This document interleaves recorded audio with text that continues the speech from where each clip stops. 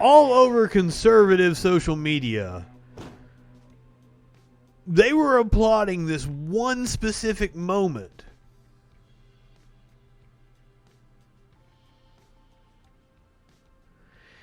And it just struck me as funny. So after this fucking ad finished playing, most of us have multiple notebooks and notes and books and things like that in front of us. Can you hold up what you've been referring to in answering our questions? Is there anything on it? That letterhead that says United States Senate. That's impressive. why the fuck is that impressive? What is impressive about that? I went to school. I went to college for 5 years. I barely took any fucking notes.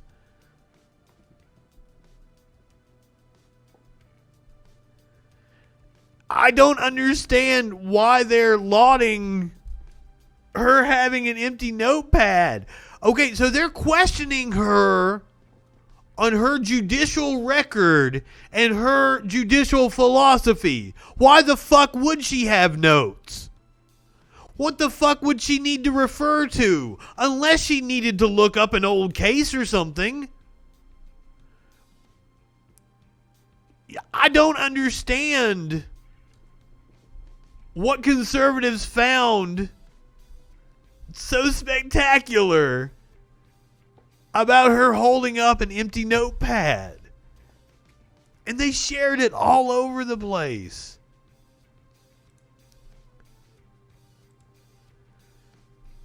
Boggling my mind. So then a bunch of her colleagues at Notre Dame have called on her to actually halt her Supreme Court nomination. Now, let's get one thing straight.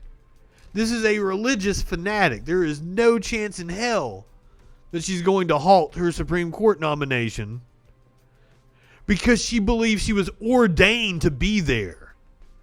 I'm sure this woman believes it is her purpose to sit on that bench.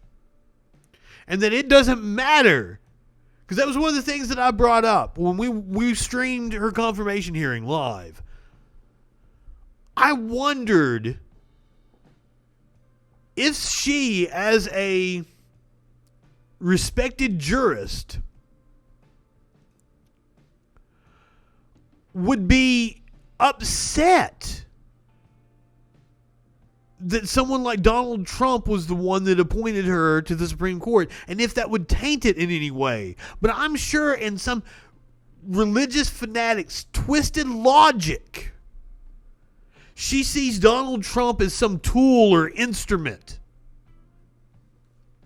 and that it is her divine right to sit and rule over us. And I brought it up. Now, I saw the meme that had her next to the Handmaid's Tale or whatever the fuck it's called. Had her next to the characters and they had like the same color on. Republicans are great at optics. They want you to share memes like that. I would take a bet that somebody coached her to wear that color for that reason.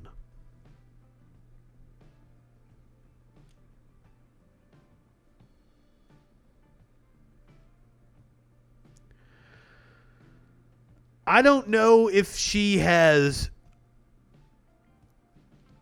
Okay, so when you say stated such delusions, I mean, she's only been on the bench for 2 years in the federal circuit, so we don't really have a lot to go off of.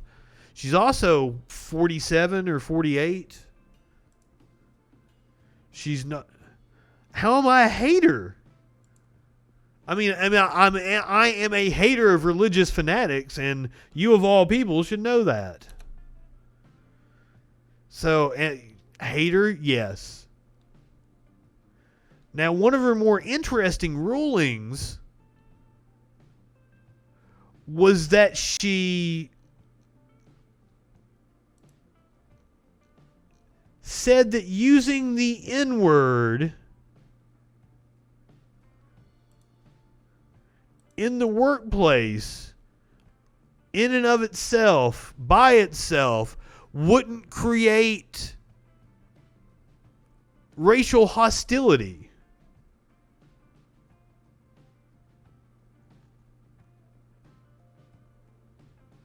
So she wrote, the N-word is an egregious racial epithet. That said, Smith can't win simply by proving that the word was uttered. He must also demonstrate that Colbert's use of the word altered the conditions of his employment and created a hostile or abusive working environment. I would say dropping an N-bomb, period, anytime in the workplace would create a hostile work environment. That's just me.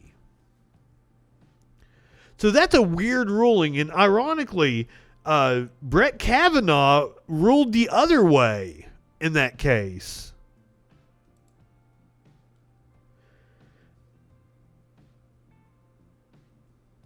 And his quote, no other word in the English language so powerfully or instantly calls to mind our country's long and brutal struggle.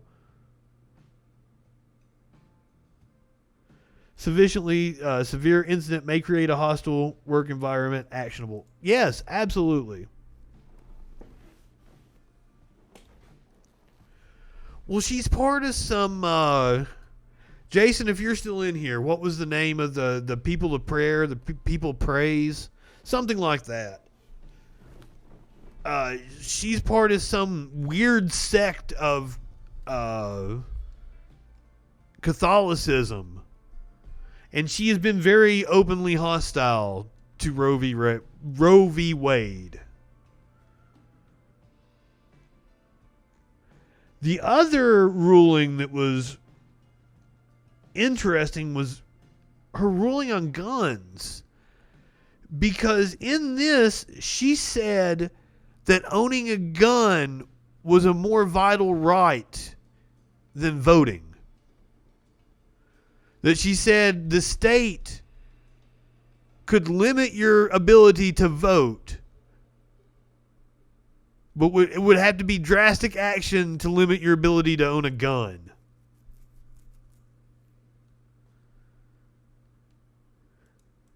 And she said to do so would be to treat the Second Amendment as a second-class right.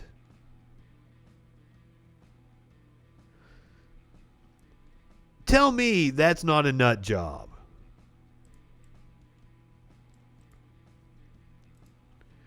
But she is one of the darlings of an institute called the Federalist Society. And today during the hearings, finally, somebody had the balls to call it out and lay it out. So mad props to Senator Sheldon Whitehouse. To the Judicial Education Project, which could take and allocate the money.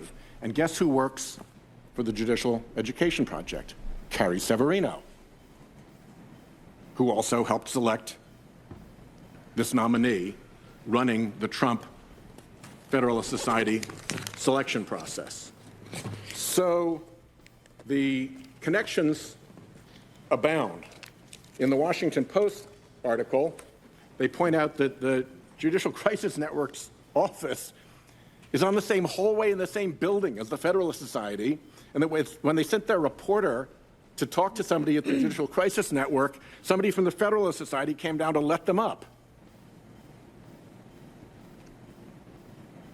This, more and more, looks like it's not three schemes, but it's one scheme, with the same funders selecting judges, funding campaigns for the judges, and then showing up in court in these orchestrated amicus flotillas to tell the judges what to do.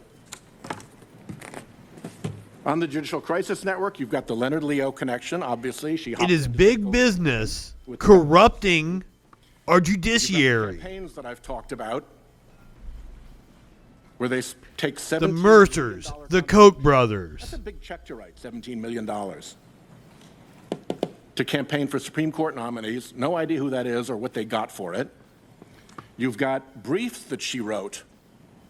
The Republican senators filed briefs in that NFIB case signed by Ms. Severino. The woman who helped choose this nominee has written briefs for Republican senators attacking the ACA.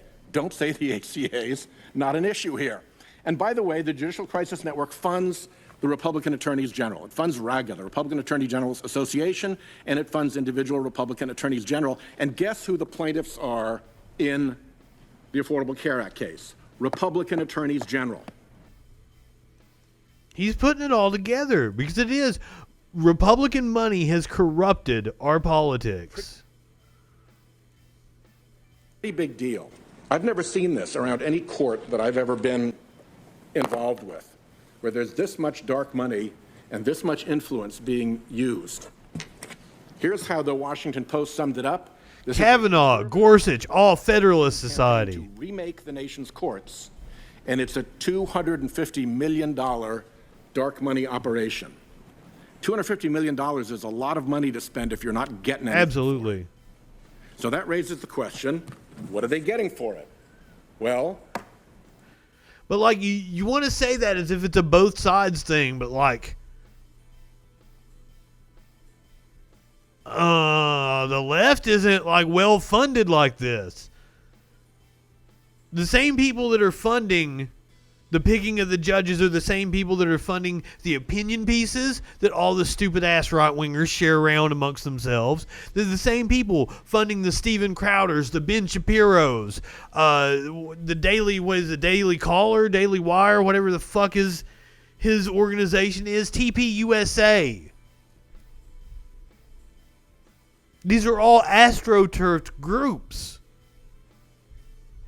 And if you guys don't start buying some t-shirts and shit, I'm going to turn right wing and get some of that money.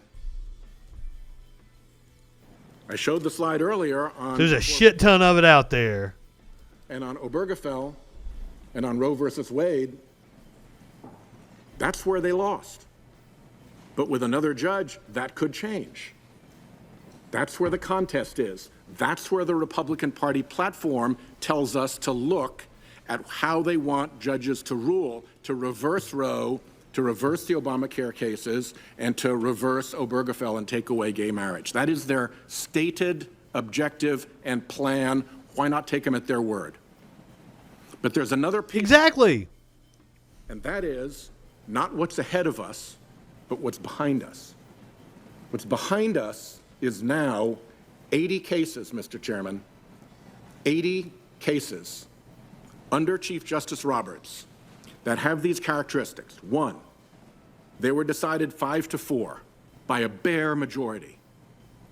Two, the 5-4 majority was partisan in the sense that not one Democratic appointee joined the five. I refer to that group as the Roberts Five. It changes a little bit, as with Justice Scalia's death, for instance, but there's been a steady Roberts Five that has delivered now 80 of these decisions. And the last characteristic of them is that there is an identifiable Republican donor interest in those cases. And in every single case, that donor interest won. It was an 80-0, 5-4 partisan rout, ransacking. Oh, fuck you, Lindsey Graham.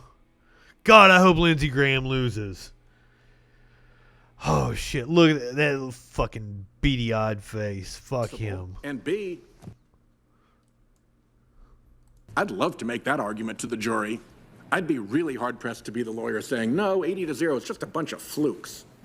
All 5-4, all partisan, all this way. So something is not right around the court.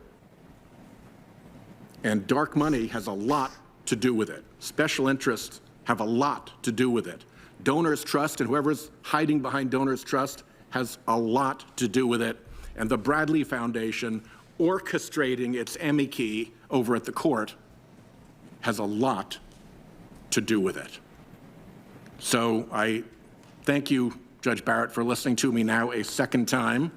And Thank you for listening to me call you out on your conflicts of interest. You took it with a smile, at least. Thank you, Sheldon Whitehouse, for calling that shit out.